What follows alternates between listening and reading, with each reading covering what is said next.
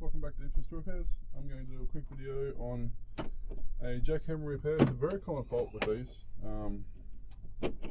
Lots of them, the brand doesn't really matter. They all seem to suffer from almost exactly the same fault. And that is that the power cord fails in the joint here, either, well, sometimes it fails up in the back of the pivot point here where it clamps down. Sometimes it fails at this pivot point here, and occasionally it even fails at the back of the plug. This one's been repaired already once, cut the cord, shoved it all forward. You know, they'll last a while, depends on how much you're using them. If you're only using them once in a blue moon, that might be fine. If you're using them fairly often, it won't last that long. 6 months maybe. And then you get to a point where it's just easier to put a new cord on. You can make a cord, you can buy a cord by the meter. Honestly, I love this cord. It's still 15 amp, so it's you know, these are only 10 amp. These are a 10 amp plug, so it's fine. It's thicker than the original cord, and these are multi-core copper. So many of these now are aluminium, and they're just not suitable. They won't handle the flexing. So, with that being said, I'm going to take you guys through the process of doing this. I'm just having a look to see what screws are in these. These are Phillips. Yep. A lot of the time these use Torx bits. A lot of the time they use Allen keys. There's so many different, and of course it's the other size Phillips. There's so many different variations on how these are held together. It's funny when you work on a lot of them, you can get to see, you know, different brands, and you go, huh, that case, that layout, that everything looks exactly the same as this other said brand that I've just repaired. So you get to see how many different, companies actually make them. You know, there might be 100 different brands, but you only actually have 5 companies that make them, or 3 companies that make them and just re-sticker them. And the prices can swing wildly. There's a very well-known big brand one that's for this size one, I believe it's $2,400 or something like that. And I saw one the other day, a cheap, not even a known cheap brand, you know, not like an Aldi brand or a Bunnings brand, but an actual, just a cheap Chinese brand that you don't, Hung Lo or something. Not even a brand that you'd be familiar with. And it was literally exactly the same. I had this big brand name one in with a customer. Of course, this one has one hex head bolt, which I don't think I have here because I didn't bring them out because I didn't realise it had one. I haven't really looked at this one. I'll be back. Alrighty, I'm back. I was going to try and do this in one take, but then I realised with the way my life works, that's simply not going to happen, because the phone's going to ring, and then somebody's going to come in, and then the dog's going to start barking, and then I'm going to forget something, and then I'm going to come back and then forget where I was that I'd forgotten in the first place, and yeah. So, this is going to have edits. For those of you watching the vertical video that I love so much, you'll see I'm wearing you probably won't see it on my A-cam here because it's focusing more on the work, but I'm wearing a head-mounted camera. I'm going to try and do this a lot more. It's not always possible. If I'm in a situation where I'm moving around a lot, it won't be able to do it because it'll fall off. The other upside to it is it has a really bright torch on it as well, so I actually use it quite a lot for that purpose. Alright, we're going to play these games, are we? I don't want to take it out of the case because you don't normally have to. They're just too awkward.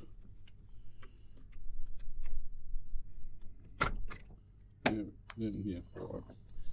Hands up who didn't see that happening.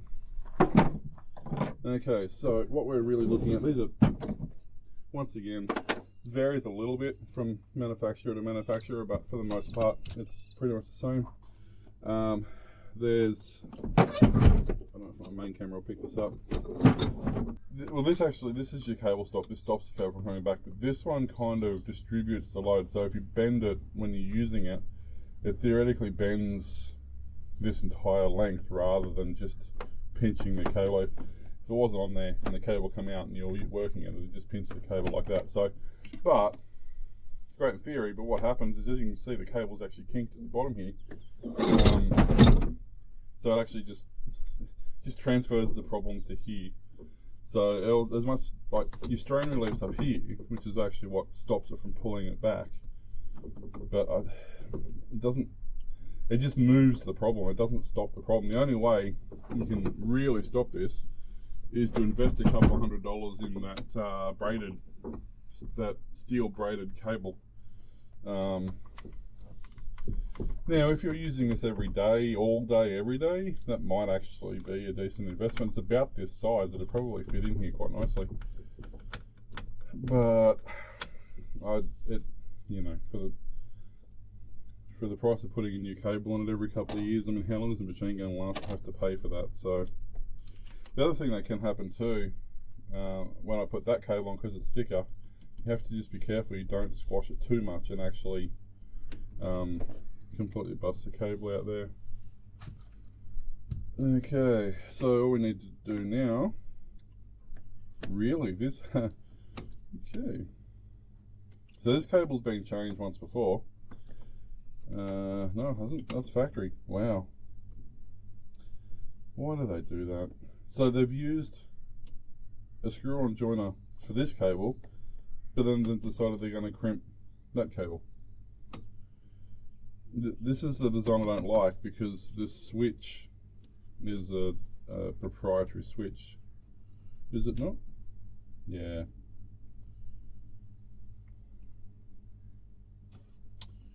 I'm nearly tempted to just get rid of that joint. That doesn't need to be there. I can join it straight to the bottom of the switch. So that's one less failure point. It just means when I strip the cable, I just have to strip one connector longer than the other. There's no reason at all. That's just, so what's happened is they've obviously made the cable, see factory, out of the factory, see how it's crimped and squashed that one too. That was sitting under there instead of in there. So either somebody has been in here, let that go. Bad noises. Ow, toe bar. So either somebody has been in here and re-crimped these cables, but more likely they made this section in, or bought them in, or whatever they did, and then just crimped it to the existing wiring, which is fine, just not the way I'd do it. Okay, now more tools. I don't think this one. Yeah, that's a flat.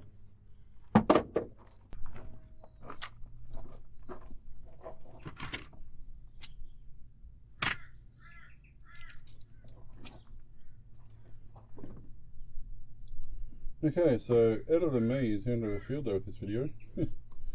All sorts of stuff happening off camera. But that's okay, we shall persevere.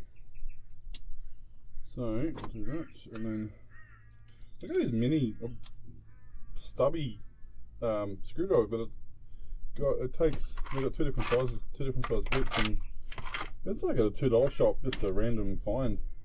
And it's amazing, you know, sometimes you go, oh, it's like $5, I'll buy that, because, you know, why not? And you end up using it so much, you're like, wow, why did I not discover these things 5 years ago? Alright, so you now need to cut that connector out, because it's superfluous. You need to slide that off.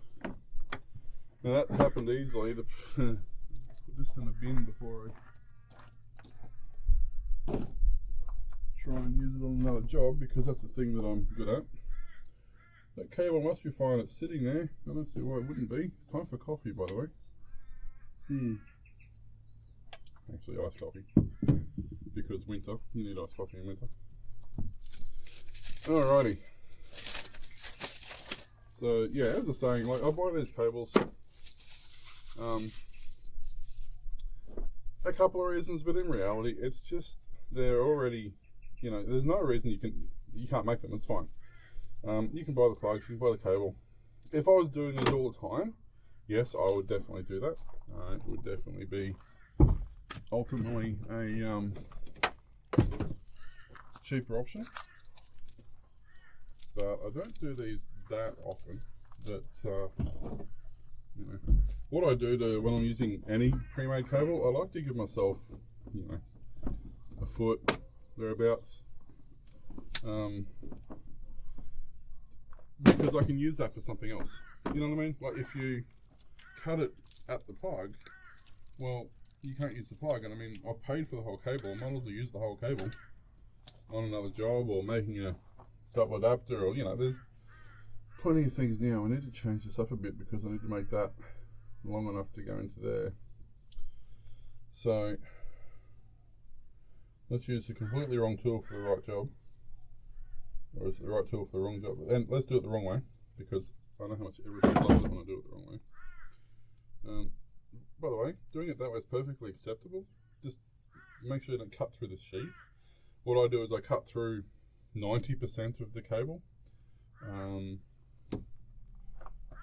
don't actually cut all the way through it, and then I just flex it, especially when it's cold like today. It'll snap real easy. Now we get rid of this one because we're running the double insulator setup and it doesn't require an earth, nor does it have one out of the factory, so there would be, I mean, you could technically put on the frame, but like this whole thing's isolated from itself, so you would end up causing more problems than you would solve electrically. So we need one that will be the full length to that switch, which will be this one here. And, you know, I've got fancy strippers and stuff like that, but honestly, if you don't have fancy strippers, and you can buy, you know, I've got I don't have them here, the Toledo ones that you squeeze them and they strip the cable. They're great, but for a decent set, you're looking like $80. These are like $3. And they're not super amazing, but they absolutely function perfectly fine. You really don't need to, you know, spend a lot of money to have useful tools. And so instead of these swap out ones where they change the bits out for different sizes and types, you know, $5. Unless you're doing heavy duty work, even, you know, these are a Stanley set, but they had them on sale at super cheap at one point. I think there was 8 or 12 screwdrivers in the set for, I don't know, $30. Yeah, well, these are the other strippers I was telling you about, and I'll show you these in a sec. They're quite expensive. Are they worth it? Yeah, absolutely. But are they required? No, not at all. You can do everything with or without them. You don't need them at all. Oh, that's the wrong.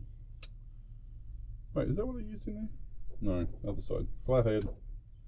Speaking of flatheads, I need to go fishing again. That's a story for another day. But I don't know how much of this is staying in the video, how much this is going to be edited, and how much is going to be voiceover. I don't know.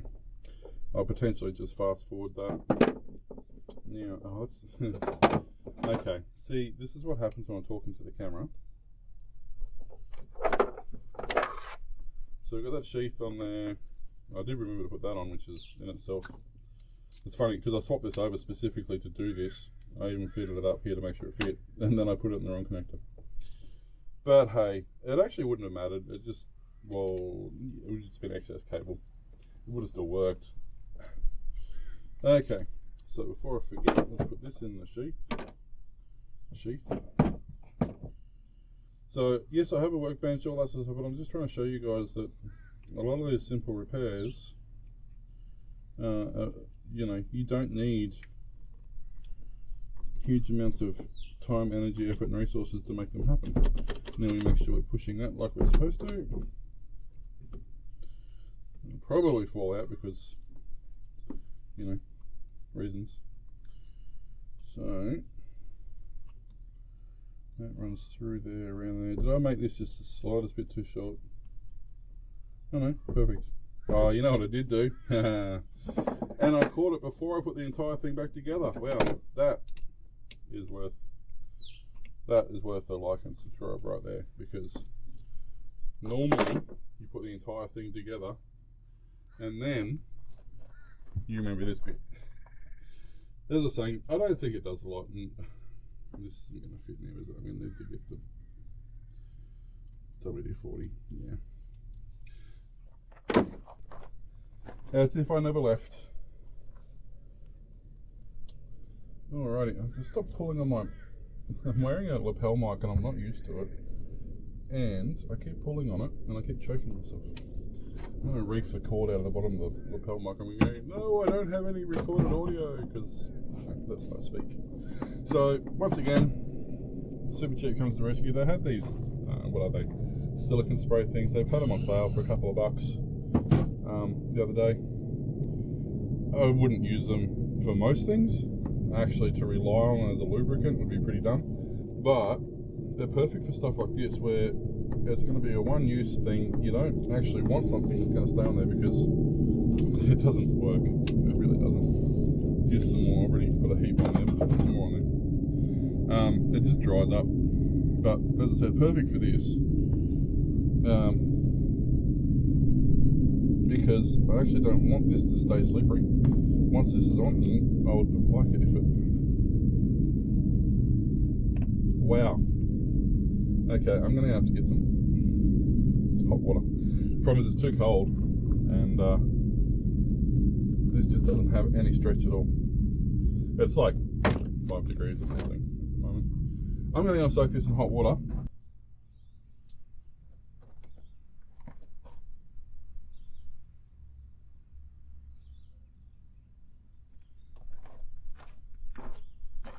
Okay, let's try this one more time. I've had this actually boiling in an actual boiling pot of water for a while.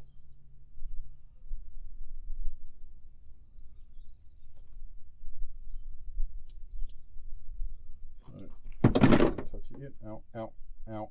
It just cools down so quick.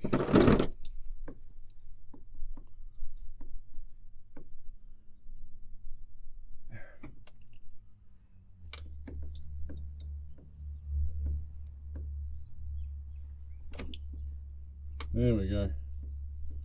Nailed it. Well, sort of. Yeah, that's fine. So, when it's cold, yeah, obviously rubber doesn't rubber. So doing it like that, putting a, in boiling water didn't work. Then we had to go for complete submersion in actual boiling in a pot for like 5 minutes. But it worked, and that's the important part. So now we can continue this insanity that is befalling us. Or me. It's not befalling you guys. You guys are fine. Okay. Yeah.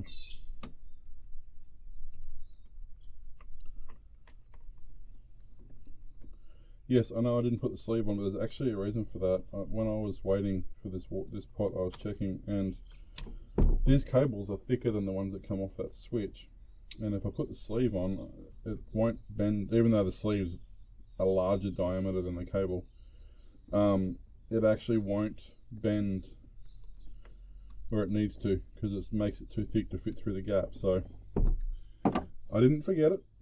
It was actually a specific reason I didn't put it back on. It does happen occasionally. You get something that's a very tight tolerance, and yeah, you just can't. I mean, it's not really stopping it from anything. It's not like it's any chafe cabling, because there's nothing there for it to rub on anyway. I'm assuming once again it came down to the fact that they made the switches in one part of the factory or bought them from somewhere else, and that's just how they came. Like, I don't think it was a conscious decision specifically to have them like that. Because in actual fact, like the other one, the way it runs would be easier without it on as well. So, yeah. So there's our strain relief and load spreading set up there. Now this one's got to tuck away up in here. Just got to double check to make sure. Yeah, that cuts off. I thought so. Let's cut too much off this, so I have to redo the whole thing, shall we? So this is what I was telling you about, these water strippers. That's what you do, and then you always get the thing stuck in there. But these are great. As I said, you don't need them. Things can function perfectly fine. If you're doing a lot, they really make life easier. They save your hands so much from just the constant stripping motion. It's just easier and quicker. It's a lot quicker because you can preset. Although, like all good tradesmen, I've lost part of my tools, but there's a slide normally on these that actually comes out, and you can set how far you want to strip the wire. You don't it's something you really need, but it's an option if you choose to go that way.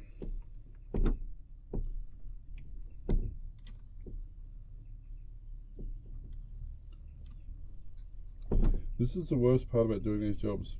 Once you get the cables and everything in, it's trying to get these back together, but as we saw, that cable was already pierced, nearly squashed, because when it sat here, but it sat on the lip rather than in the space. So the trick is to make sure it sits in the space instead of on the lip. Now we put this back in. This is our safety switch. So you got to push this into. Wow, that's really tight. Why is it so tight? See, you guys are working with concrete all the time. There we go. Is you end up putting concrete in places you're not supposed to have concrete. If you've ever cleaned a concrete saw or a vacuum cleaner that you use for concrete work, they are just absolutely insane, the amount of dust and stuff that comes out of those. Are you kidding me? Couldn't have done that if I tried. The tail that I stripped off that wire fell right into the one spot, and now I've got to start over again because everything's moved. Yep, welcome to Mondays. Well, it's not Monday, but let's just call it Monday because it feels like a Monday. It should be a Monday. If Mondays weren't Monday, they'd be today. Yeah, there's some sound logical advice for you. Just treat every day like a Monday and you'll never be disappointed, I think is what I'm trying to get at. That concrete dust in that clip is really causing trouble. That's why it's so hard to get apart in the first place, because it just like sits in that one spot.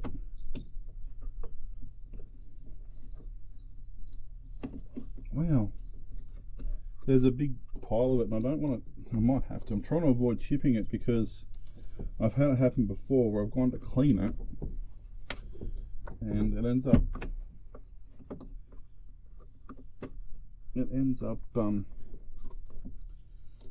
breaking the plastic when you're trying to get it off. That's what I'm trying to avoid, but it may not be possible. I might have to get in there and clean that out.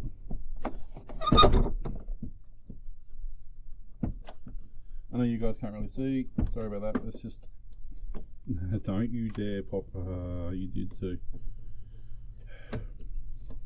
They're kind of almost spring loaded. You get everything in place and just barely functioning to stay where it's supposed to stay, and then you bump one thing, or one thing doesn't quite go in the way it's supposed to go in. That's it. It's all over.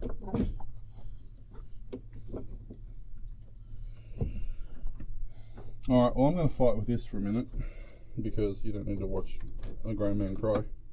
At least not on this video. That'll plenty of time for that in our relationship. So, yeah, I'm going to cut the video here and come back, and it's going to be magically together, and it's going to be like it happened first try. Really? Okay, so it's going to put the handle together. Look at that, first time, straight in, no trouble at all, didn't have to think about it, no effort at all, It just worked flawlessly. I wasn't trying to put a clip in backwards. That'd be stupid. That'd be rookie damages. Doesn't happen in reality. YouTubers don't make those mistakes. No, but that's all that happened. But this has a little tiny plastic tag on it, and you've got to load it under the trigger, and then put the trigger on, and then put the assembly in. I was just trying to do it back to front. The annoying part is it actually fits back to front. I actually got it in and got it working, and then the trigger wouldn't actually trigger. So that's kind of annoying. But anywho.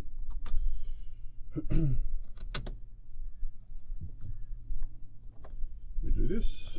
We grab one of these things. We just pretend that we...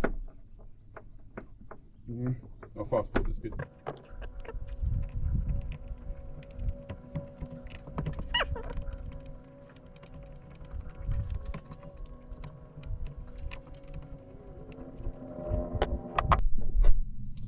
Okay, so as you can see, it's not super difficult. It's time consuming, it's awkward, and they're all just slightly different enough that until you get in there, you're not quite sure what you need. I have had a couple that just I've got in there and realised they're actually completely unserviceable. Everything's just like in potting solution, so it's all hard locked in there. But that's good to go. I'm going to go and test it now to make sure it works. Asking you shall receive. Here is a extension lead I prepared earlier. By earlier I mean like just now. So there we go. So we give it a quick wiggle this way and a quick wiggle this way. Beautiful. So I didn't show you guys before. I wasn't thinking about that, but you'd bend it back before and it would turn off. That's basically how that's what the problem was. So yeah, so look, it's not a massive job. It's, you know, it can be annoying and fiddly, and if you haven't done it before, it can take a bit longer. But that's one more customer happy. So I'll get this wrapped up and back to the customer, and we'll work on something else. So thanks for watching, guys, and I'll catch you next time.